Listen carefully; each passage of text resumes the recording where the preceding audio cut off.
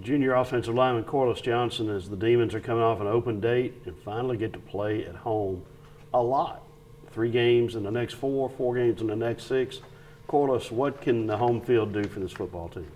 It can bring us a lot of energy, and being at home give us a positive image and a positive advantage to dominate on the field, as well as prove it to ourselves and our home crowd. Okay, this team is real close to breaking through. You guys have taken your last 3 games to the fourth quarter, one of them to the last play. 2 questions. How frustrating is that, and how optimistic does that make you? It's very frustrating because of the time we put in to do work on the field and the time we spend in the film room, and to see that all fall apart, not fall apart, not go as planned on the field, is more so kind of hurting a little to see that all our hard work isn't being on the field. But we have a lot to do, and we have a lot to work on as well to get prepared for the rest of the season. The performance of the offense in the last game, roughly 460 yards, a lot of production from a lot of guys with the ball, a lot of good work up front.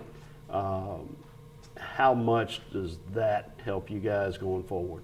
That helps us a lot, just because we can see where the team is and what little stuff they have to work on, and what do we not need to change or what do we do need to change. And with everyone on the field, everyone giving 100%, we'll come out with a W. Now, you, until the last game, you were the old man on the line. Then you got T. Boyd back out there. Talk about how this young offensive line has progressed and how it will get better now with T. Boyd.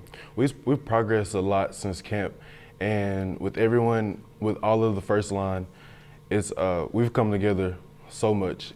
And with the young guys being able to step up as fast, and myself being able to step up for left tackle, has been great. And with T. Boyd, it's brought a lot of leadership, because he's been here a lot, way more than we have. And I just feel like when we're progressing throughout practice, we'll see results on the field.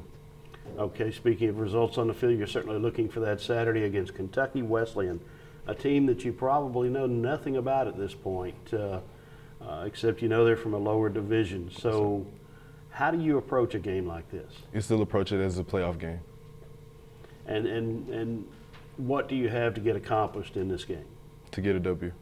Pretty simple, huh? Yes, sir. Okay. What's that going to take from the Demons? Hard work, execution, dedication, and a lot of time watching film. Okay. If there's one area of the offense that you want to see better this week, what would that be? I would say everyone. The whole offense. If there's one area that you feel most confident in, what is it? One area that I feel most confident on the offense, I would say our quarterback. And why is that? Because of his arm and his vision and the time that we give him to see everyone, I feel a lot confident about our quarterback. Okay. Of the new guys on the offense, who has most impressed you and how? Of the new guys, I would say Brooks. And again, the same answer because of what you just mentioned. Yes, sir. All right. Last question.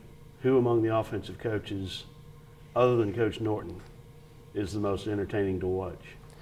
The most entertaining to watch would be Coach Virgil. Because? He's funny. He's hilarious. And seeing Coach Virgil give us a motivational speech, it gives me chills, just because he's so excited. All right. Thank you, Korliss Johnson. Yes, sir. Okay, now we do